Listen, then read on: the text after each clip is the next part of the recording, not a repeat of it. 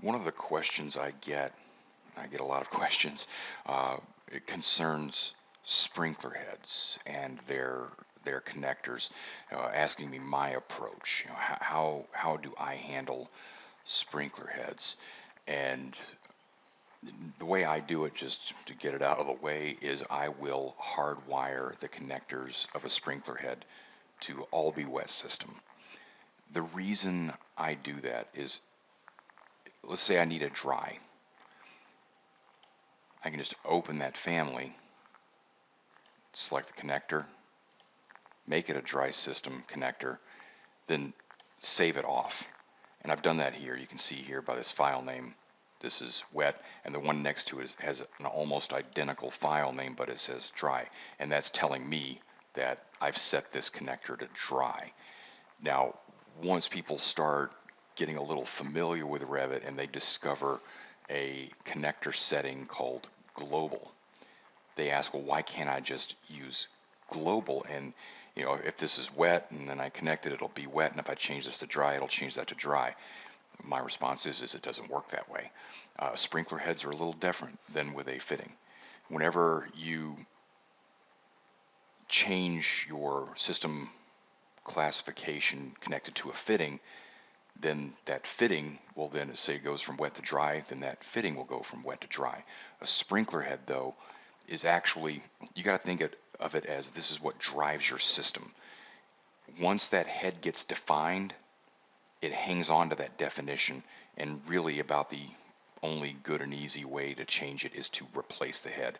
And if it's just for one head, maybe it's not a big deal, but if it's hundreds or thousands of heads, you can see how that's a pretty bad problem. You essentially end up redesigning the area. Now, when I say that your connector will drive your system, this is what I mean. And if we look at the sprinkler schedule here, you can see all three of these heads. One is already set to wet, one is already set to dry, and one is undefined. Now that undefined head is this one. Because it's not connected to anything, that global connector has yet to adopt a system classification. So I'm going to connect that head into this pipe, and this is just a generic Revit mechanical template, so I'm not even using good pipe or sizes. This is all really about the heads and the connectors.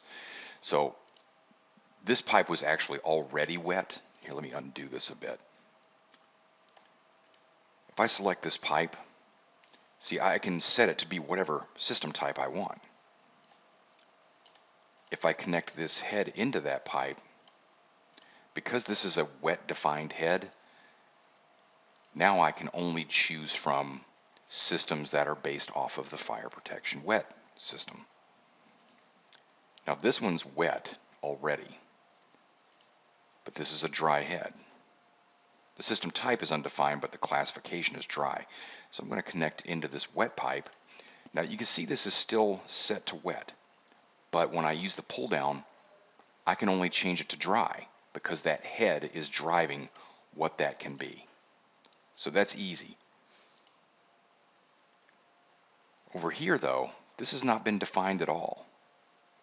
And again, you can see here nothing has changed, but I'm going to connect this head into this pipe, and it is already defined as wet. So when I connect into that, you can see this is set to wet, and now it's no longer undefined, it's set to wet as well. What if we decide that this was actually supposed to be dry? We can't change this to anything other than wet because this head has adopted wet, and that's driving the pipe.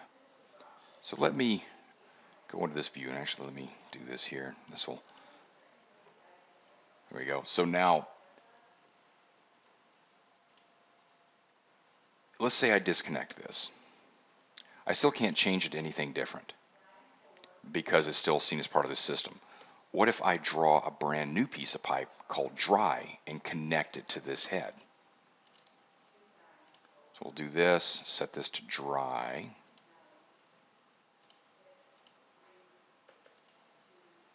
See, that's dry, whoops, bad there. But that's still wet. This is now dry, but this is still wet. So you can see how that sprinkler head is hanging on to that definition. And while you might be able to argue that, hey, I really don't care what the head is defined as, so long as the pipe is properly defined. Here's the problem you're going to run into is if you try to set up sprinkler schedules or you're trying to do any sort of filtering on your project that is going to be by system classification, this head is going to be incorrectly accounted for. Because if you're looking to count all the heads in your dry system, that's part of the wet system still. And if you send this to your BIM coordinator for your project and they want to filter it down, they're going to miss every head that is improperly defined. So that is why I use sprinkler heads whose connectors are hardwired to be wet or dry, because you already know going into it, this is going to be my dry system head. You drop it in there and there's simply no question. Even if you make a mistake and you draw in a wet pipe through what is supposed to be a dry system, whenever that head connects to that wet pipe, it's a very simple change to make that pipe dry. Whereas if it's global, it is not so simple and you're pretty much stuck with it until you erase the head and reintroduce it.